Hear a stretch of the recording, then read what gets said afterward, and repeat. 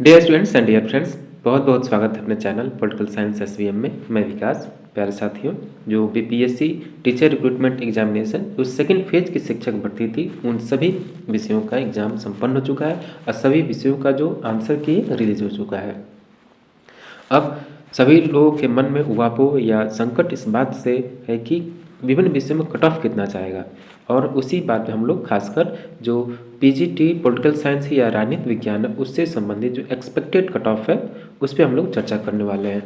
याद रहे कि एक्सपेक्टेड कट ऑफ ये अनुमानित है, कोई ठोस नहीं है, एग्जैक्ट नहीं है, कोई इस बात की गारंटी नहीं देने वाला है कि इतना विभिन्न इस विषय में कट ऑफ जा सकता है। अगर आप इतना नंबर लाएँ तो आपका सिलेक्शन हो जाएगा, और इन चीज़ों से आप दूर रहिए।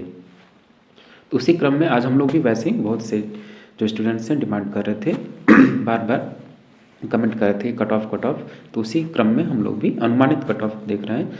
और जो आपका पीजीटी पॉलिटिकल साइंस का जितना जैसा पेपर हुआ था, जो उसका लेवल था, याद रखिए कि वो कोई नहीं कह सकता कि मेरा पेपर बहुत बढ़िया हुआ है, क्योंकि विभिन्न सेंटर पे जो परीक्षार्थी थे वो सबका मुंह लटका हुआ था। कोई ये दावा नहीं करता मेरा पेपर बहुत बढ़िया हुआ।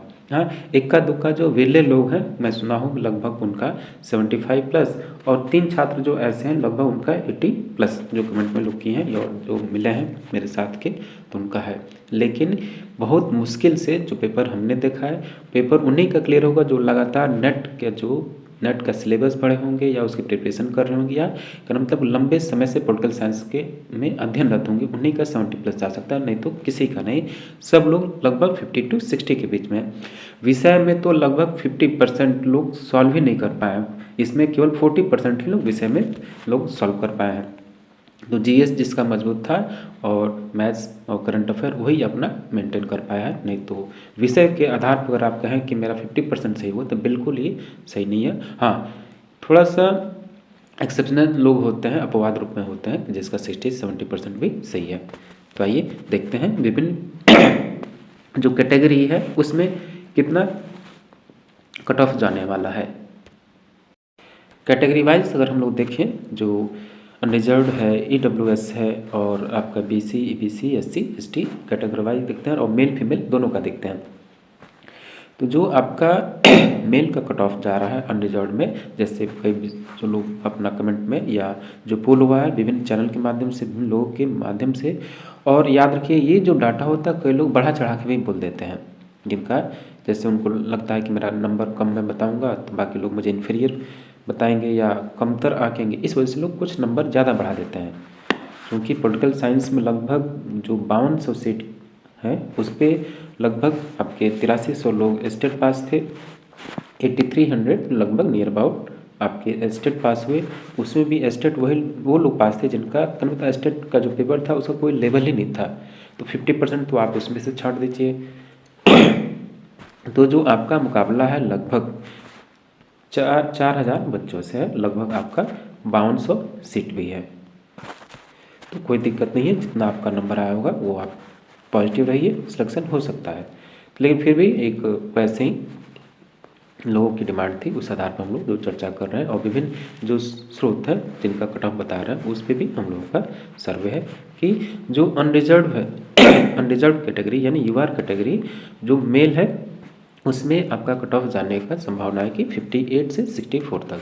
ये याद रखिए कि 58 से माइनस भी हो सकता है, कम भी हो सकता है, और कभी कभी जैसे जो बात है वो 65 जिनका है, 65 तक नंबर है जिसका, उसका सिलेक्शन होने की संभावना है। वो लोग फ्री रहे, कोई दिक्कत नहीं है, ज़्यादा आपको नेगेटिव सोचने की ज़रूरत नहीं। इसी प्रकार जो फीमेल है, फीमेल में तो लगभग जो 53 तो 57 ये भी ज़्यादा है, लेकिन फिर भी जो अन्य सोर्स हैं उससे ये लोग इतना ही बता रहे हैं इससे ज़्यादा ही बता, लेकिन फीमेल में 57 तो हाईएस्ट नहीं जा सकता, इससे कम ही रहेगा। अब बात करते हैं जो ईडब्ल्यूएस है, इसका मेरिट और डाउन जाएगा। तो ये ईडब्ल्यूएस का हो सकता है 55 to 60, 55 to 60, और फीमेल में ईडब्ल्यूएस होगा 50 to 55। और इसी प्रकार जो बैकवर्ड क्लास है यानी जो पिछड़ा वर्ग है बीसी कैटेगरी, उसका जो मेल जो कैंडिडेट है, मेल उनका कट ऑफ 54 to 58 और फीमेल में 51 to 54। ईपीसी जो एक्सट्रीमली बैकवर्ड क्लास है ईपीसी, तो इसमें 50 से 55 और 45 से 50 फीमेल में। देखिए जो आपका फीमेल जो है उसमें जो लोग भी 40 प्लस पाए हैं फीमेल में या कट ऑफ पार कर लिए हैं किसी भी कैटेगरी में, जो फीमेल कैटेगरी है वो अगर वो कट ऑफ पार कर लिए तो उनका सिलेक्शन तय है, याद रखिए। क्योंकि फीमेल कैंडिडेट बहुत कम है और सेंटर पर जो महिलाएं मिल रही थी उनका पेपर वो लोग बता रहे थे कि कहाँ से आ गया, कैसे आ गया, हम तो पढ़े नहीं थे, इतना मेहनत किए लेकिन फिर भी एक भी नहीं। तो ऐसा पेपर था और पेपर सबका खराब हुआ है। पेपर ख़राब क्या, पेपर उस स्तर का बनाया गया था कि आप सोच सकें, समझ सकें या अपने गहन अध्ययन किया हो, तमाम किताबें टेक्स्ट बुक पढ़ी हो ऑथेंटिक, तभी आपका वो पेपर हो सकता था। अब जो एससी का है मेल, एससी मेल में जो कट ऑफ जाने वाली है 45 से 50 के लगभग और 40 to 45 फीमेल में इसका एससी का कट ऑफ जाने वाला है। और एसटी जो है 39 और 39 to 40 आपका मेल में और फीमेल में 38 to 42।